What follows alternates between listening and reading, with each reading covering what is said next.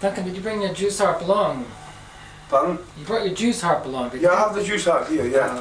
What were you playing on that earlier? I only got second in the juice harp competition. I played a little tune there called Rafferty's Goat, but the ones that means more to me is a wonderful tune called Balmoral Gatherings, because when they gather up for the Highland Games in the Aberdeenshire, this is a favourite tune, was composed by Major Willie Ross a long time ago to celebrate the Queen's arrival in Balmoral. It's called the Balmoral Highlanders. I'll try and play it to you.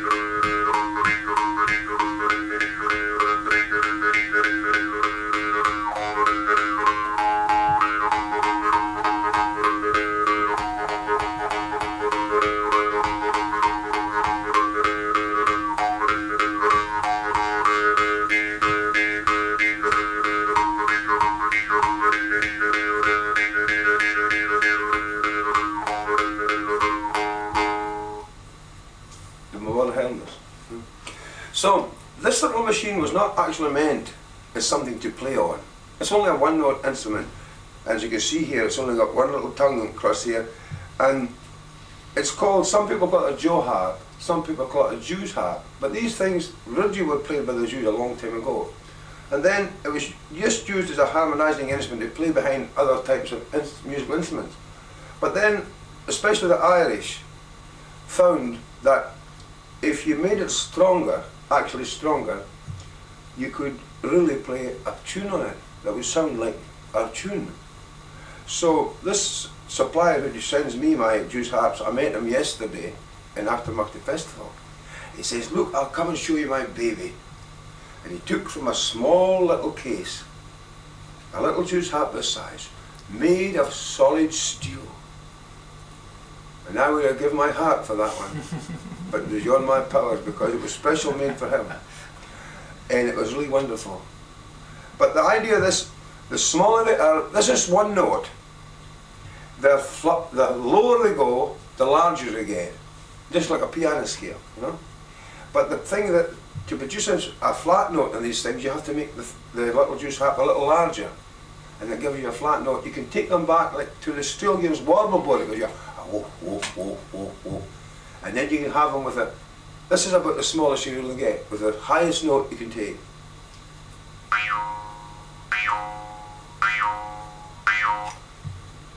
These are about the highest you can go on the Jew's harp. But the flat one is just, well, mainly for harmonising this behind music, we call it, you know, behind something else. So that's the history of the Jew's harp. But it's getting very popular now. A lot of people play the Jew's harp. But in bygone times, they used to have what you call a double Jew's harp, made in Germany. They put two tongues instead of one. Now the French have produced a new Jew's harp made of aluminium, and they closed this part around here. Instead of having a split to the centre, they closed this sharply and left the little tongue about 1/8 of an inch from the top, which you can put in your mouth, and there's no fear if you hitting your teeth or anything with the actual thing because it's covered around. But I've tried them, tried all Jew's harps under the sun. These little fellas are about as near as you can get to actually play the tune with it. How do you get the variation in the tune, Duncan? You build the sound box with your mouth. Keep your teeth back and your tongue well back from it, and then as you breathe the tune into this little tongue, you hit the tongue forward or backward to suit yourself. You can take it back if you want. I prefer a forward motion, but the backward motion is used by many people.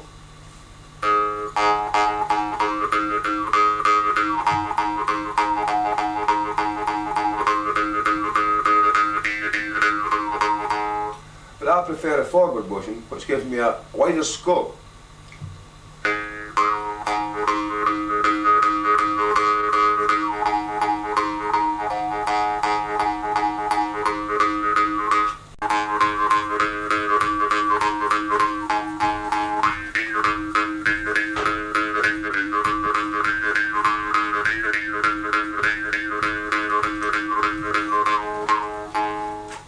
Super, Duncan. Let's try it. Yeah, mouth music. For mouth music, Yeah. that's right. And I'd like to record some of your diddling. What did you win for? What was your... Well, it was a march called the Hills of Perth. And diddling was a very prehistoric time in diddling days when travelling pipers, especially the travelling people, travelled into other countries, counties like, and they picked up a tune. Now these people could neither read or write, and they had no way of taking the tune back with them, so they carried it in their head. And then around the campfires they would say, I've been in Aberdeenshire, I've been down the borders, and I've learned this wonderful tune.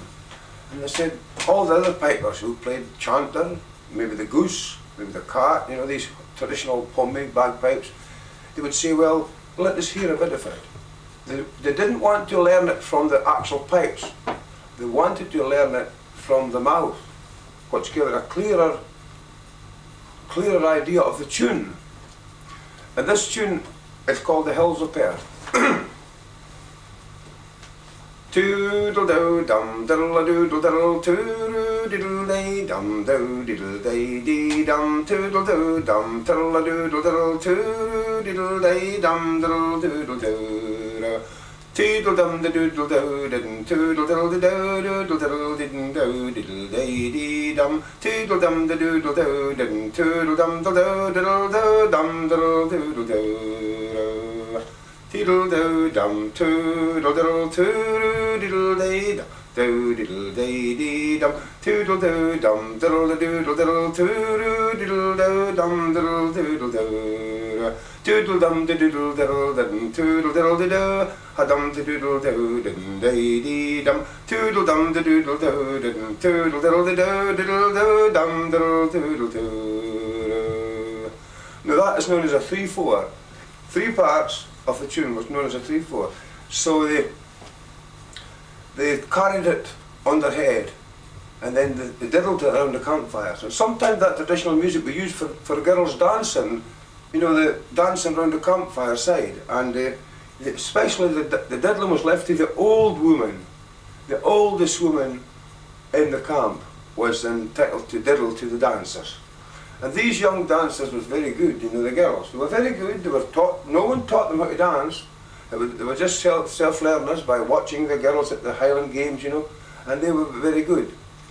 Toodle da dee dee dee dum dum da dum doo dum da dee dee dum dum da dee doo dee diddle dee doo dum dum da dee doo dum da dee dee doo dee diddle dum doo hum da dee dee dum da dee doo dum dum da dee doo dee diddle dum da hum da dee doo dum da dee doo dum doo dum doo dum da dum da dee dee dum doo dum da dee doo dum da dee dee diddle dum doo dum da dee dum da dee doo dum doo dum da dee dum dum.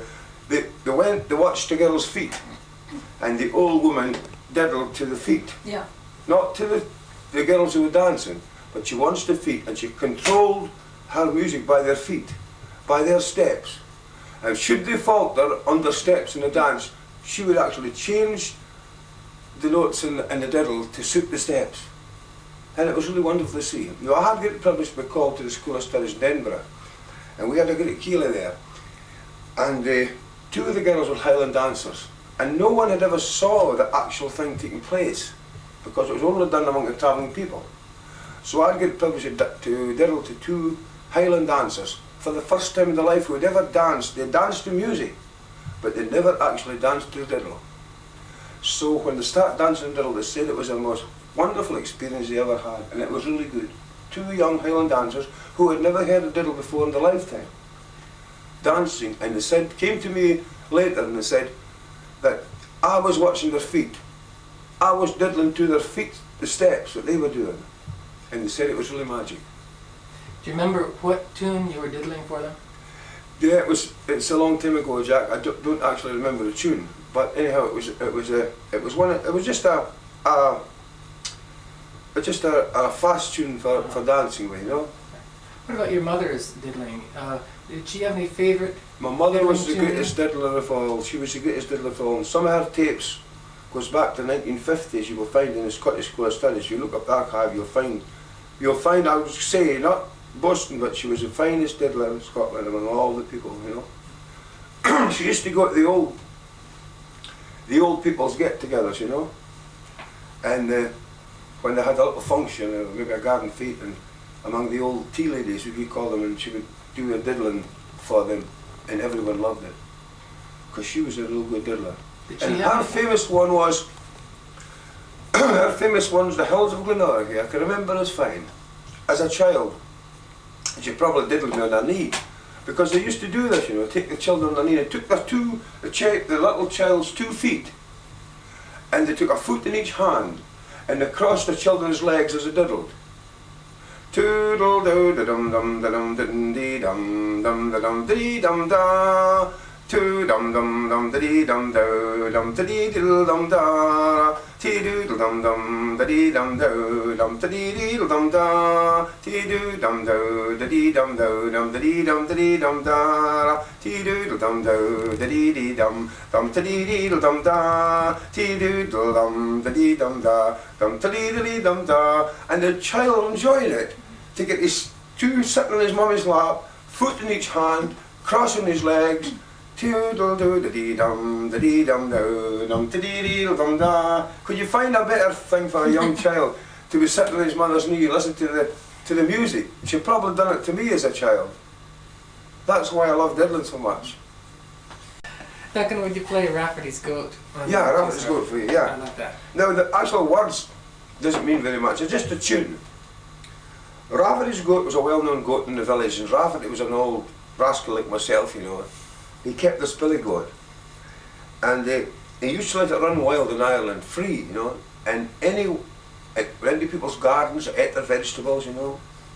But the most thing was, when the young girls went down the street to cuddle their lovers, if their daddies got jealous, if they were saw with a young man, they would only say they were cuddling Rafferty's goat, you know, just making love to the goat. Well, not making love to the goat, but just cuddling the goat down the road. So then they wrote a tune called Rafferty's Goat, which goes like this.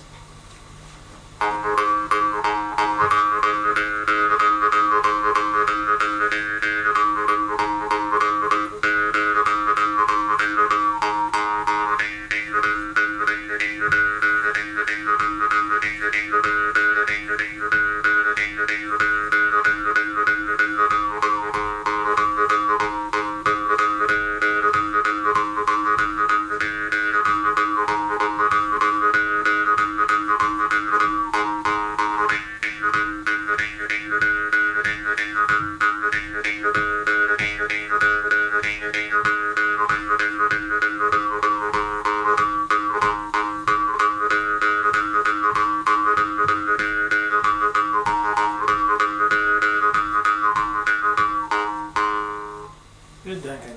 Good. Suppose you were diddling that. What would it sound like? Sound like. And diddle doodle do dum doodle diddle do diddle doodle do dum doodle diddle do diddle doodle do dum diddle doodle dum doodle do dum doodle do dum diddle doodle do a diddle doodle do dum diddle doodle do a diddle doodle dum diddle doodle do doodle doodle diddle doodle do. That was good. That was a little tune. I mean, it's not very. I mean, I've got no idea of music in any way. And I just go by the law of tradition, you know, just what's been passed on to me. And if there's a few bum notes along the way, then you have to excuse me. So that's how it goes in traditional music. Once you start learning music, the tradition is gone. Because in these bygone times, we didn't have musical tradition. We had a tradition, but not a musical tradition. So it's different from Howard here, who is a magician from Harp and knows all the reading and writing of the music. Apart from me, I'm only got the pipes, the chanter, the whistle, the mouth organ, by ear, taught down from the ages, from the source of the old travelling people who were better than me or worse than me. Who knows? It was not actually that you wanted to be someone special in music. You only wanted to join in the fun and play something to make people happy. That's all you want to do.